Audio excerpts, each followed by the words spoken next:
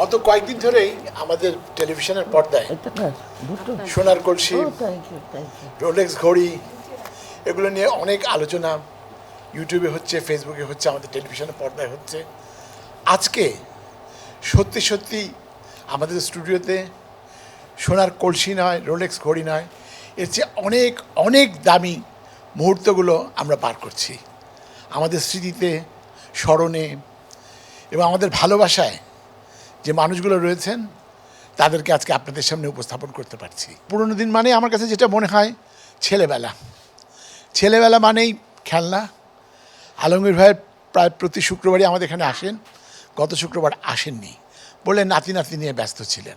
বাকিদের আমি প্রশ্ন করিনি, কিন্তু সবাই যেভাবে কথা বলেছেন, আড্ডা দিয়েছে, কখনোই মনে হয়নি না আমি কেন আসি সেটা বলে দাও। উনি প্রতি শুক্রবার জুম্মার নামাজ পড়ার জন্য আমাদের এখানে আসেন, কিন্তু এর বাইরেও আলমগীর ভাই এদিক দিয়ে যাওয়ার সময় আড্ডা দিতে অনেক সময়ই আসেন। এবং শুধু আলমগীর ভাই নয়, অনেকেই আড্ডা দিতে আসেন। আলমগীর ভাই একটু আমাদের সাথে আড্ডাটা বেশি পছন্দ করেন।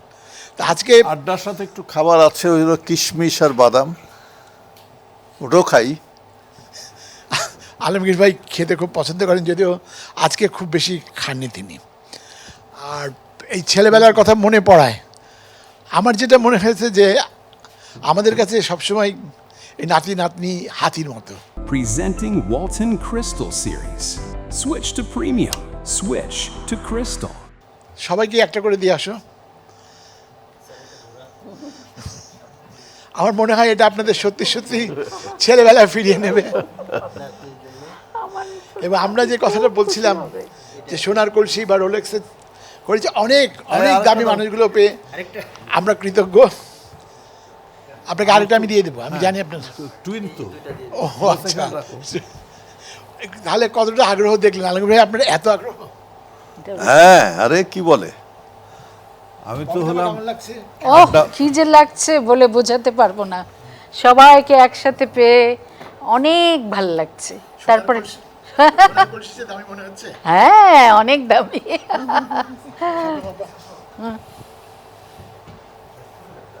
খুব ভালো লাগছে, এটা মানে বোঝাতে পারছি না কীরকম ভালো ফিলিংসটা, না বোঝাতে পারছি না দেখাতে পারছি যে এত ভালো লাগছে। আজকে অনেকের সাথে দেখা হয়নি কয়েক বছর ধরে, যেমন উজ্জ্বল সাহেব আছে, সুচরিতা আছে, বা বেতা। পুতুলটা পেয়ে কেমন লাগছে? জি পুতুলটা পেয়ে কেমন? ও এটা তো সাংঘাতিক। কতদিন পর একটা পুতুল পেলেন? 80 বছর তো। ধন্যবাদ আপা। সুজাতা আপা, সত্যিটাই বললাম। প্রথমেই আমি চ্যানেল আইকে এবং চ্যানেল আইয়ের পরিবারকে ধন্যবাদ জানাই, কারণ চ্যানেল আইয়ের ভালোবাসা এবং দায়িত্ব থেকেই আজকের এই সুন্দর আয়োজন। আপা পুতুলটা পেয়ে কেমন লাগছে? ও পুতুলটা তো আমার খুবই ভালো লাগছে, কারণ সবগুলোর থেকে আমারটা একটু ভিন্ন ধরনের।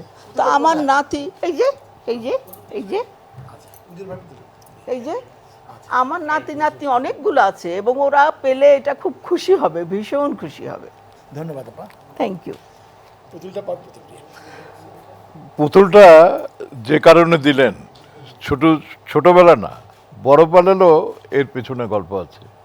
যেমন আপনারা জানেন যে আমি শুরু করি কিন্তু রোমান্টিক হিরো হিসাবে, পরে 80-র দশকে নালিশ, নসিব এই সমস্ত ছবিতে অ্যাকশন হিরো হিসাবে আমি পর্দায় আসি। কিন্তু সেই সময় অ্যাকশন হিরো মানে হলো ঘোড়ায় চড়তে হবে, নাহলে পরে মারামারি করতে হবে, এটা করতে হবে, সেটা করতে হবে। তো ঘোড়া চালানো তো আমি জানতাম না তখন।